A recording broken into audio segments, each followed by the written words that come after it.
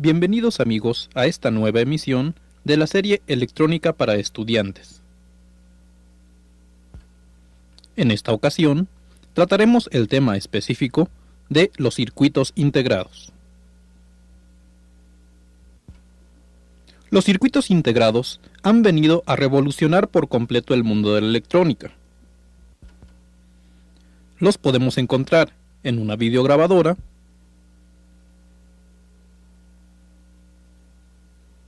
en un reproductor de discos compactos,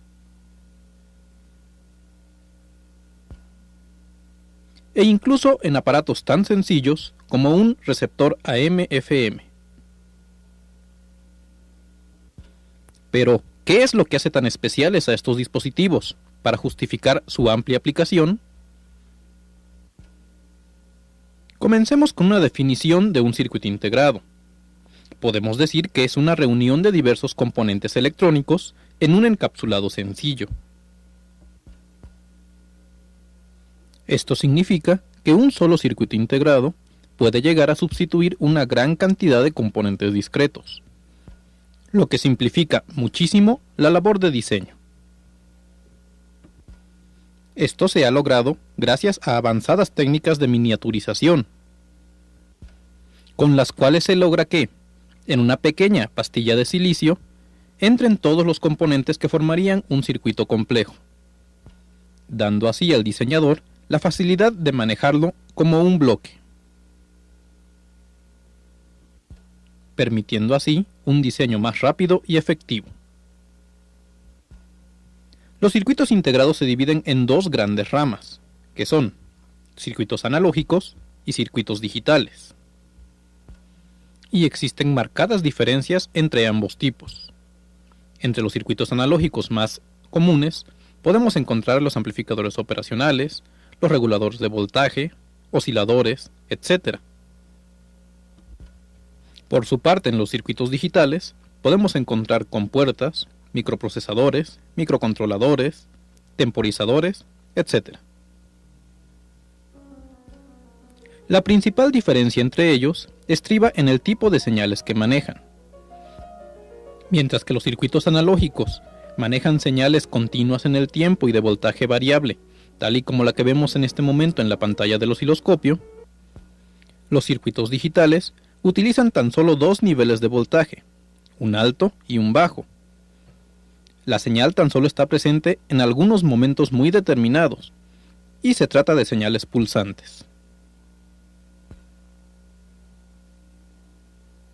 En resumen, podemos decir que los circuitos analógicos, tanto sus entradas como sus salidas pueden ser voltajes análogos, esto es, pueden tener cualquier valor, y por lo general necesitan componentes externos para su correcto funcionamiento. Por su parte, los circuitos digitales, sus entradas y salidas son digitales, esto es, solo pueden tomar un valor alto o un valor bajo, y casi nunca requieren de componentes externos para un correcto funcionamiento.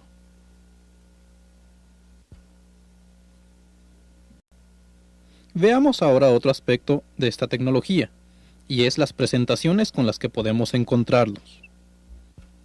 El encapsulado más común y popular es el DIP, o de doble hilera de terminales.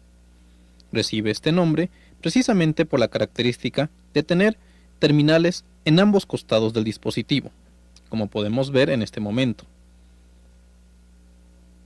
Terminales en un lado y también en el otro extremo. Los encapsulados tipo TO220 y TO92 se utilizan principalmente para reguladores de voltaje, aunque existen aplicaciones especiales en los que también es posible encontrarlos. Por su parte, el encapsulado SMD o de montaje superficial ha venido a desplazar en varios casos los circuitos tradicionales, y cada vez es más común encontrarlos en diferentes aplicaciones. Reciben su nombre debido a que se sueldan directamente sobre la placa de circuito impreso. Los circuitos integrados de hilera de terminales sencilla o SIP también son muy populares y los podemos encontrar en muy diversas aplicaciones, tal y como lo demuestran estos dos circuitos típicos que estamos mostrando.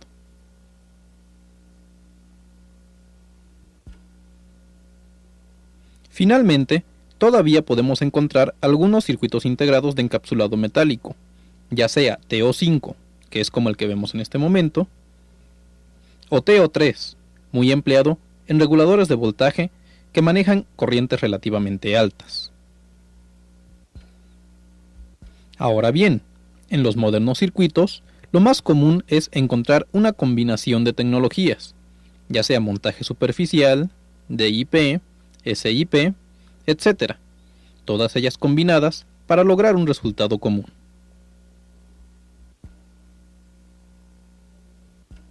Veamos ahora otro aspecto interesante, y es la representación de los circuitos integrados dentro de los circuitos esquemáticos.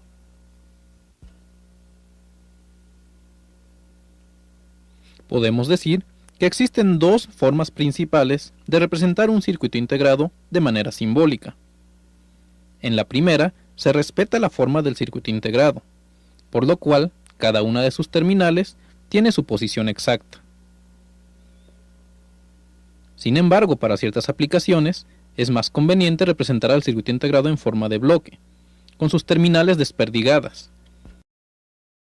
En este caso, cada terminal debe estar perfectamente identificada por su número correspondiente.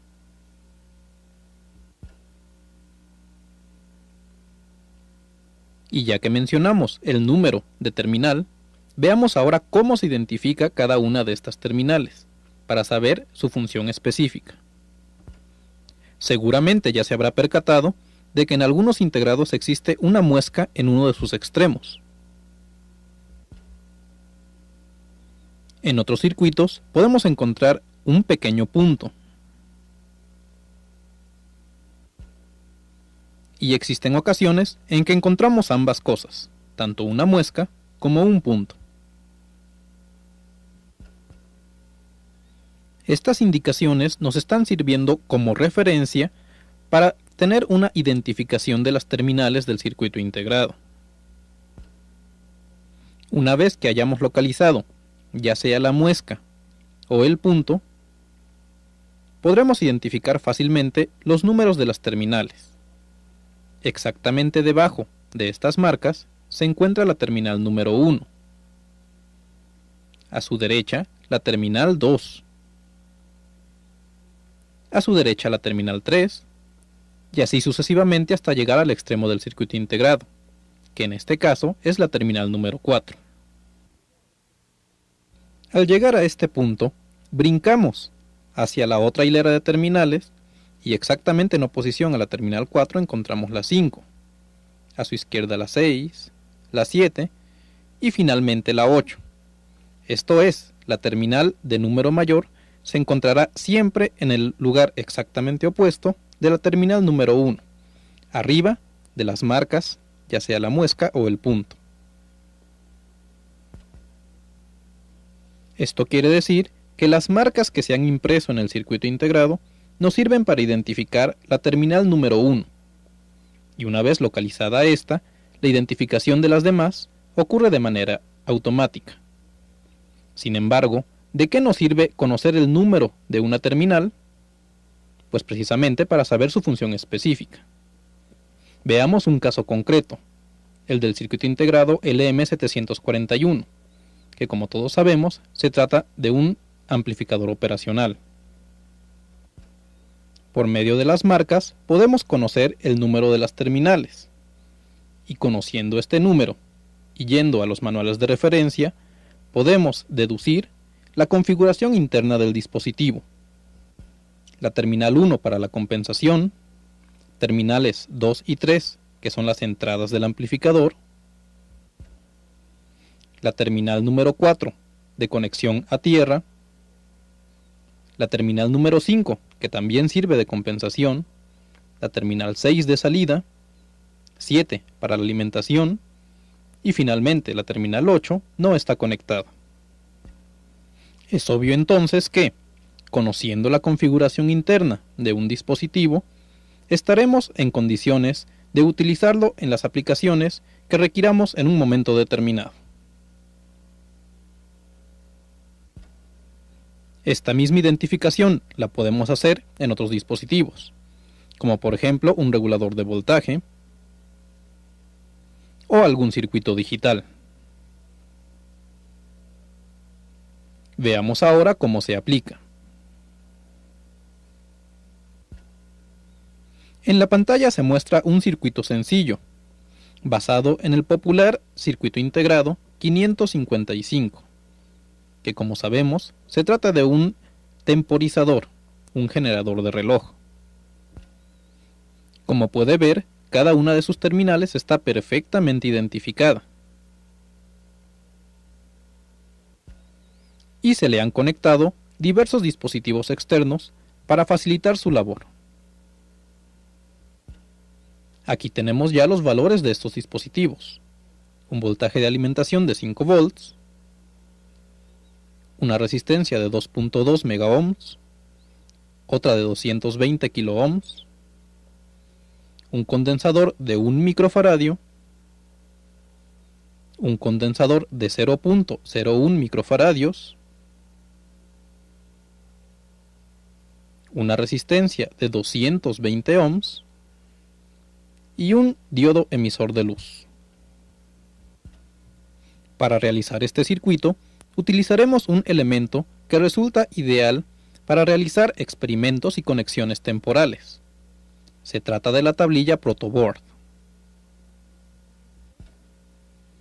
La principal característica que tiene esta tablilla es la presencia de una enorme cantidad de perforaciones, todas ellas separadas entre sí por una distancia de 1/10 de pulgada, que es la distancia que se considera estándar para la separación de las terminales de los circuitos integrados.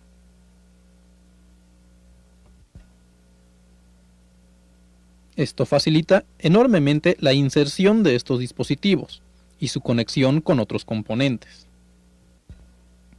En el interior de la tablilla existen delgadas láminas que conectan las líneas verticales de puntos. Así, esta terminal, por ejemplo, está conectada eléctricamente con los 4 puntos que se están señalando. Esta otra terminal con su hilera de puntos verticales, y así todas las demás. De modo que, si nosotros insertamos en esta área las terminales de los componentes auxiliares, es como si los conectáramos directamente al circuito integrado. Veamos ahora una animación en la cual se demuestra gráficamente cómo funciona un protoboard. En el momento en que insertamos el circuito integrado, es como si, por dentro, existiera una laminilla que hiciera la conexión con todos los puntos verticales en línea con la terminal correspondiente. Por tanto, si nosotros conectamos cualquier otro componente a los orificios verticales, nos encontraremos que existe una conexión eléctrica entre estos dispositivos y la terminal del circuito integrado. Con esto se facilita enormemente la elaboración de circuitos experimentales. Recordemos ahora la configuración que vamos a construir en este momento. Nuestro circuito basado en el 555. Y aquí tenemos su realización en un protoboard. Podemos identificar fácilmente el circuito integrado 555 y los demás componentes externos. La resistencia de 2.2 megaohms, la de 220K y la de 220 ohms. El condensador de 1 microfaradio y el de 0.01 microfaradios. El diodo emisor de luz y alambres para conexiones diversas. Veamos ahora para qué sirve. Si nosotros aplicamos voltaje y disminuimos la luz, encontraremos que el LED comienza a parpadear. Esto significa que el circuito, en su conjunto, está trabajando como un generador de reloj de muy baja frecuencia, produciendo a su salida una señal pulsante. La frecuencia de esta señal la podemos variar, ya sea cambiando el condensador de 1 microfaradio o las resistencias de 2.2 megas y de 220K. ¿Vio qué sencillo resulta la construcción de un circuito auxiliándose con el protoboard? Le recomiendo que haga diferentes prácticas, ya que este elemento le puede ahorrar mucho trabajo para realizar sus experimentos electrónicos. Además de que le permite utilizar los mismos componentes una y otra vez, ya que no sufren ningún daño. Veamos ahora un aspecto interesante sobre los circuitos integrados, y es la forma correcta de tomar mediciones en ellos. Es muy común que, en aparatos modernos, exista una gran cantidad de circuitos a los cuales hay que verificar sus condiciones de operación. Sin embargo, si no lo hacemos con las debidas precauciones, podemos llegar a dañar el dispositivo.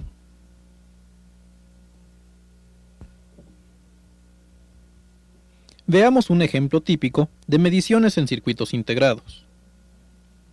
Tomamos la punta del multímetro y la vamos conectando en las diferentes terminales del dispositivo. Sin embargo, es muy común que ocurran resbalones y lleguemos a cortocircuitar un par de terminales del dispositivo. Y esto puede llegar a ocasionar graves daños en su interior. Para evitarlo, procure, con una lima, afilar perfectamente las puntas de medición de su multímetro.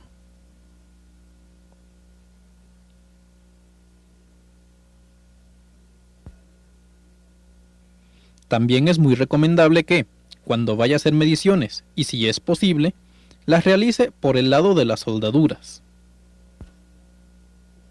Esto se recomienda debido a que una punta bien afilada se entierra ligeramente en la soldadura de estaño, evitando así molestos resbalones y la posibilidad de cortocircuitos. Si por cualquier razón no tiene acceso a la cara de soldaduras, entonces procure aprovechar los orificios de entrada de las terminales del circuito integrado, introduciendo ahí la punta de pruebas para que ésta no se resbale y no haga contacto con las otras terminales.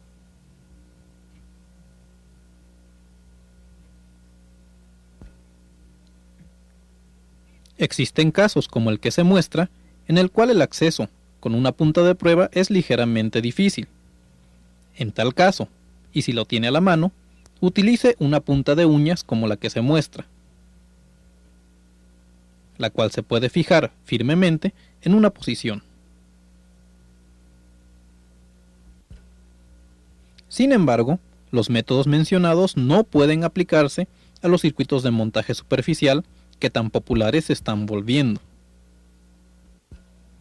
En estos dispositivos no existen orificios de entrada, y la cara de soldaduras es extremadamente pequeña, por lo cual la posibilidad de cortocircuito se incrementa. Veamos un ejemplo de una medición realizada descuidadamente. En el momento en que llevamos la punta de prueba, esta resbala y puede llegar a provocar cortocircuitos, que lo más seguro es que dañen el interior del dispositivo.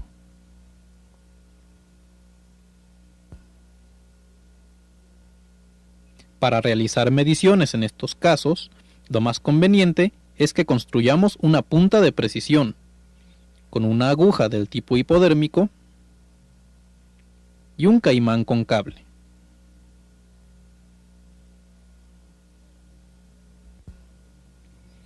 Primeramente, realice en el plástico de la aguja una pequeña perforación, tal y como se muestra.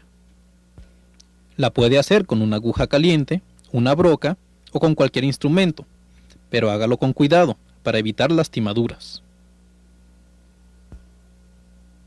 A través de ese orificio, pase el cable que está unido al caimán. Note también que dicho extremo se le ha quitado el aislante.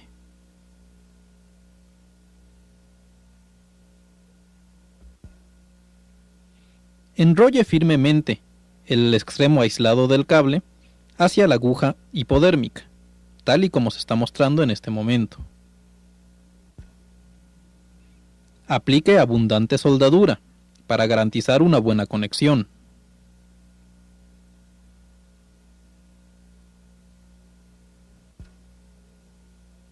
Y en ese momento habremos terminado nuestra punta de precisión. Como puede ver, es extremadamente fácil de construir. Veamos ahora cómo aplicarla. Si usted tiene que realizar mediciones en un dispositivo cuya separación de terminales sea muy pequeña, entonces sería muy arriesgado utilizar la punta de medición tal y como viene de fábrica. Para estas ocasiones, simplemente uniremos la punta de prueba de precisión que acabamos de construir de la manera como se indica.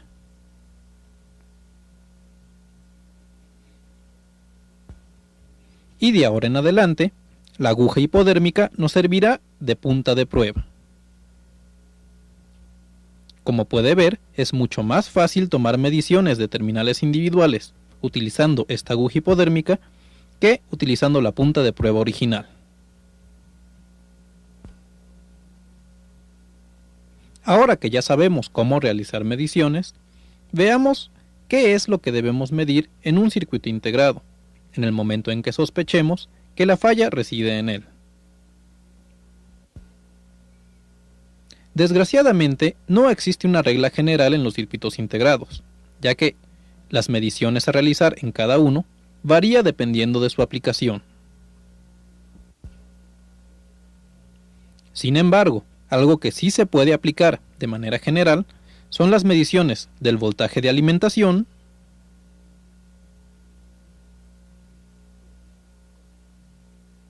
y del nivel de tierra.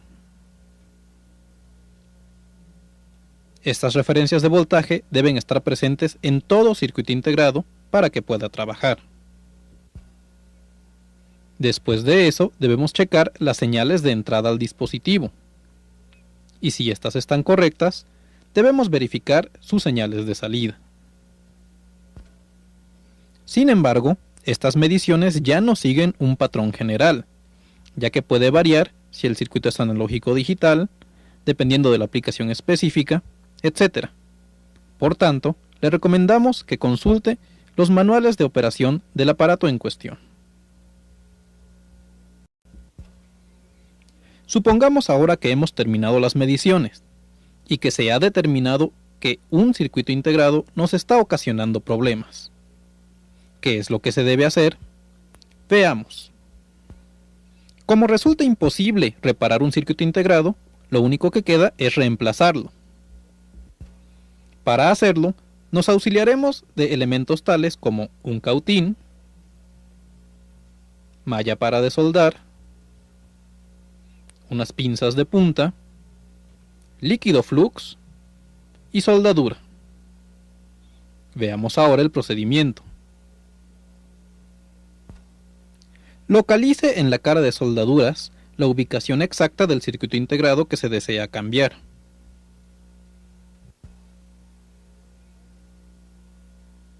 Supongamos que este es el dispositivo que nos está dando problemas. Aplique a las terminales un poco de líquido flux.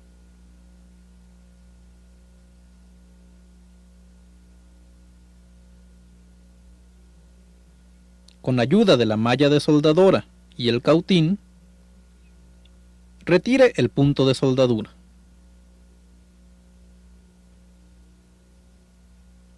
Esta se debe adherir a la malla.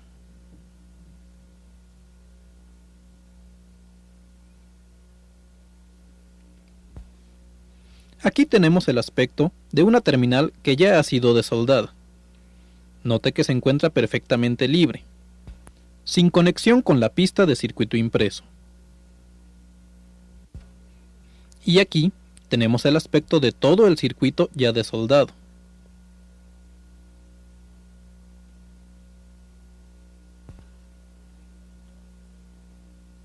Una vez retirada toda la soldadura, la extracción del dispositivo es una labor relativamente sencilla.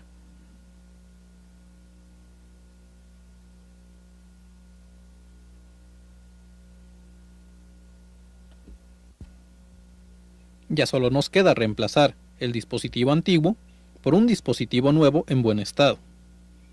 Sin embargo, veamos algunas consideraciones que hay que tener en cuenta. Al momento en que usted adquiere un circuito integrado, lo más posible es que aparezca en alguna de estas tres presentaciones. Un circuito perfectamente libre, lo cual quiere decir que no hay problema si lo tomamos con los dedos.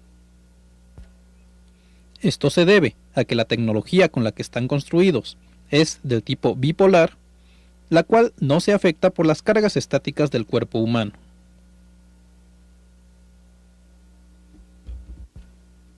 Sin embargo, existen casos en que los circuitos vienen sumergidos en una esponja de color negro.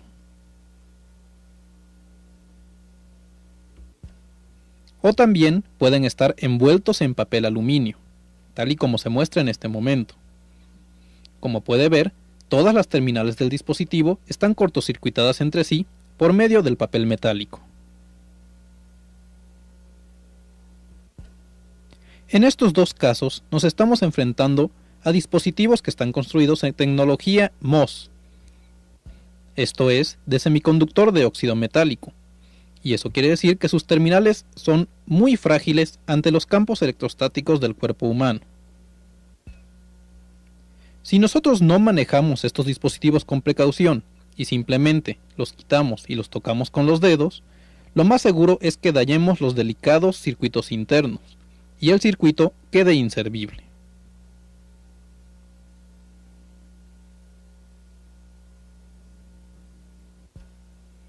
Por tanto, cuando encontremos un caso de estos, lo más adecuado es auxiliarnos con unas pinzas aisladas, tal y como las que se muestran.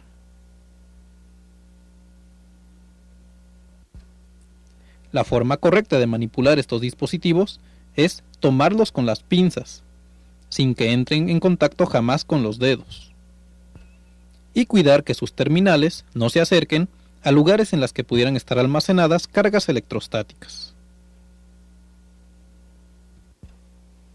Ya solo nos queda insertar en su lugar el nuevo dispositivo y proceder a la soldadura. En el momento en que coloquemos el nuevo circuito integrado, debemos verificar que las muescas del circuito y las marcas que debe haber en el circuito impreso coincidan perfectamente. Ya insertado el dispositivo, podemos proceder a la soldadura. Primeramente, aplique líquido flux tanto a la terminal de circuito impreso como a las terminales del circuito integrado.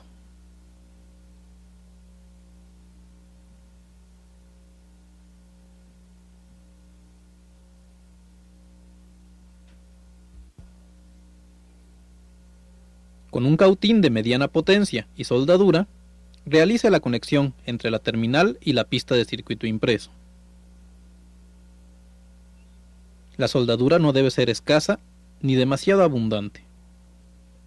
Este es el aspecto que tiene un circuito perfectamente soldado. Note cómo todas las terminales están perfectamente conectadas a su pista de circuito impreso.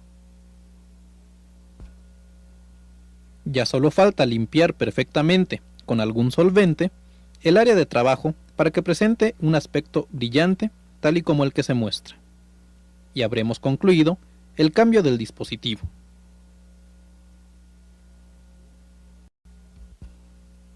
Veamos ahora otro caso. A últimas fechas, han empezado a abundar las tarjetas de circuito impreso en las cuales encontramos pistas, tanto de la cara de soldaduras, como en la cara de componentes. Esto hace un poco más complicada la sustitución de dispositivos. Si seguimos el método tradicional de la malla de soldadora, encontraremos que ésta tan solo puede retirar la soldadura superficial, y no afecta en absoluto a la que se encuentra insertada dentro del orificio.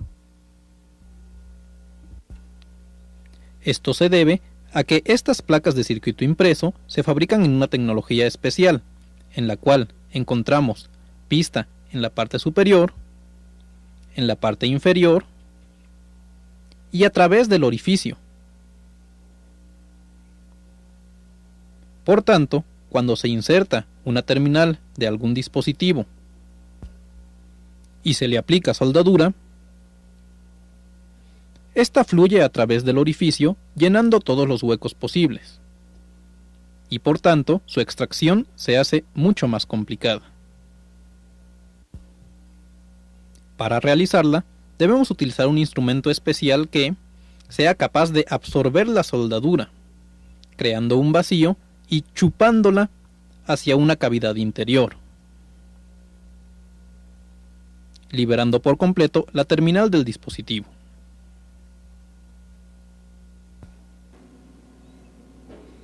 Veamos ahora cómo se utiliza esta punta extractora.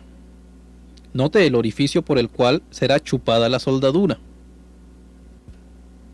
Para realizar la extracción, simplemente coloque la punta sobre la terminal, permita que se caliente y accione la bomba.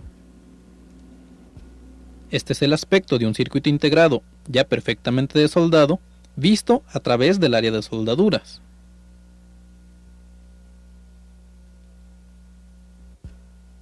Y aquí está el mismo circuito integrado, pero ahora desde el lado de componentes. Note que ya no existe ningún resto de soldadura adherido a las terminales.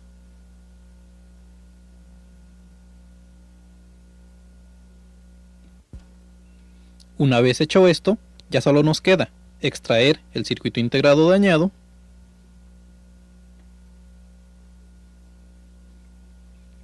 y reemplazarlo por uno nuevo. El proceso de soldadura es muy similar al caso anterior. Tan solo debemos cuidar que el líquido flux penetre perfectamente dentro de los orificios, bañando al mismo tiempo la terminal del circuito integrado. Además, en estos casos, la cantidad de soldadura debe ser generosa, para darle así la oportunidad de fluir hasta el otro extremo.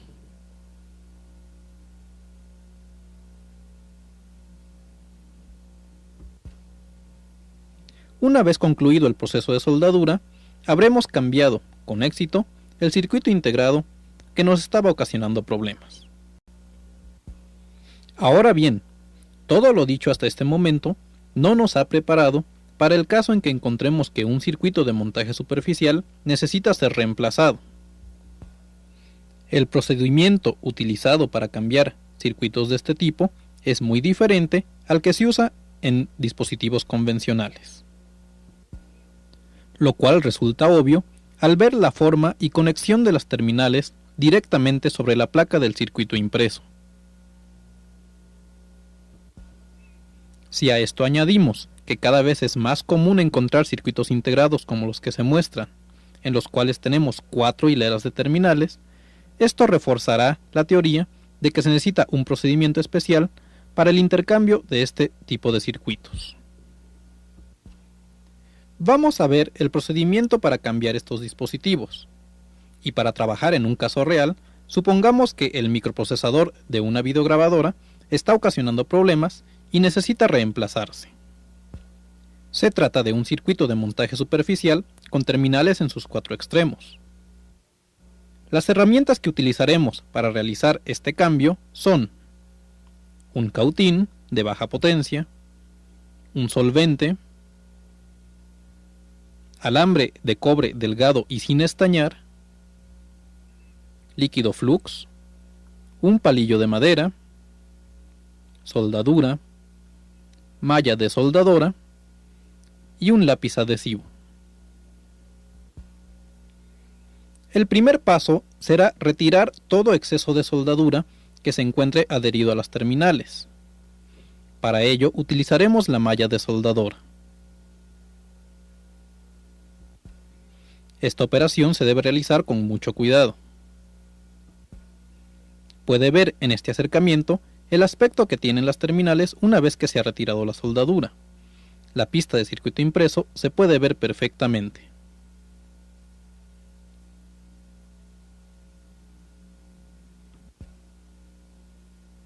A continuación, vamos a introducir un alambre de cobre por la parte trasera de las terminales y vamos a soldar uno de sus extremos en cualquier punto un poco alejado del circuito integrado. Aquí tenemos el alambre de cobre ya perfectamente soldado.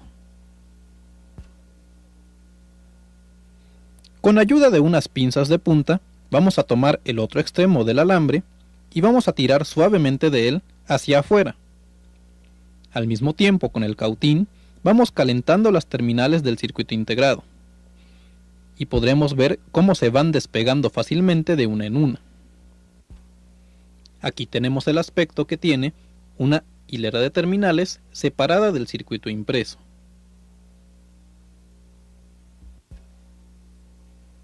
Esta misma operación se repite por igual en los 4 extremos del circuito integrado, para desoldar perfectamente las 4 hileras de terminales. Una vez que se han terminado de separar las 4 hileras de terminales, el retirar al circuito integrado de su lugar es una tarea sencilla.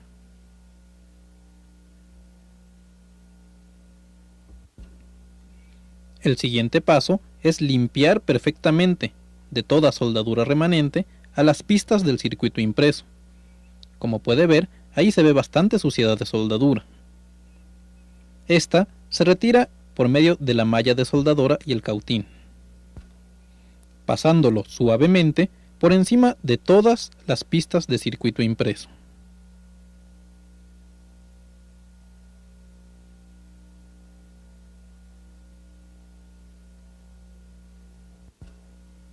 Aquí podemos ver el espacio en donde colocaremos el nuevo dispositivo ya listo para recibirlo. Todas las pistas están perfectamente limpias y ninguna se ha dañado durante el proceso de extracción.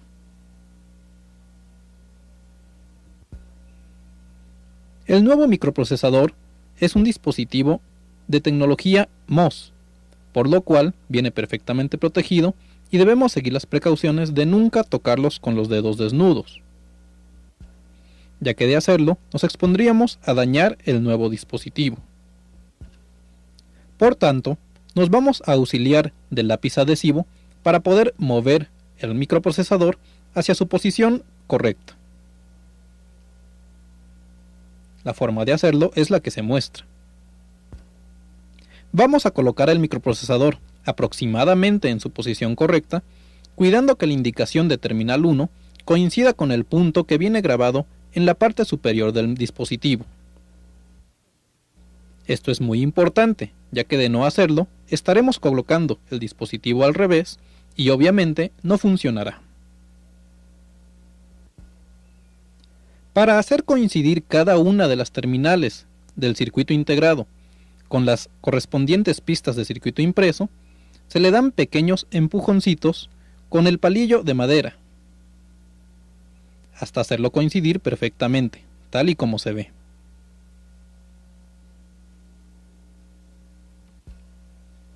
Una vez que se ha conseguido que en las 4 caras las terminales coincidan con su pista de circuito impreso, entonces colocaremos un punto de soldadura en cada una de las esquinas, para fijar la posición del circuito integrado.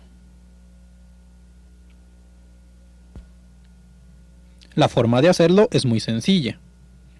Deje caer una gota de líquido flux sobre la terminal de la esquina, cuidando de no empujar al circuito integrado para no sacarlo de posición. Tome una gota de soldadura en la punta del cautín y deposítela con igual cuidado. Repite el procedimiento en las 4 esquinas.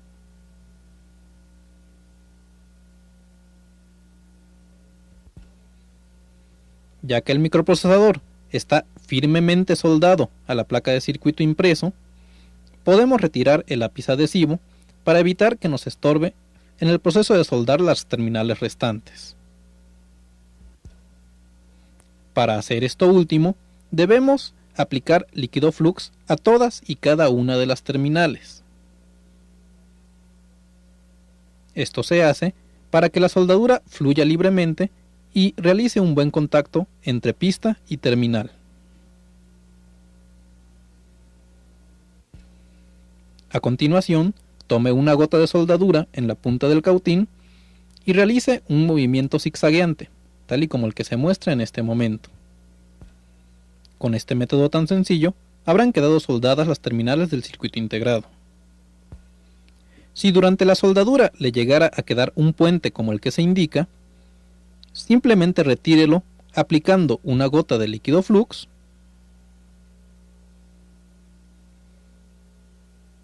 aplicando el cautín y haciendo un movimiento hacia afuera.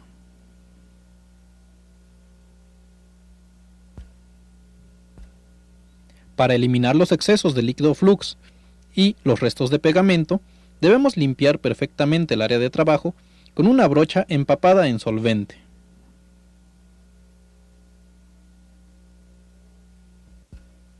Si el cambio de microprocesador se ha realizado con la precaución debida, solo un experto podría determinar que este dispositivo ha sido cambiado alguna vez. Por supuesto que este método se puede aplicar igualmente para cambiar dispositivos de 2 hileras de terminales. Con esto hemos cubierto los 3 casos más comunes de reemplazo de circuitos integrados, y de hecho hemos terminado con el temario de esta emisión. Hasta la vista.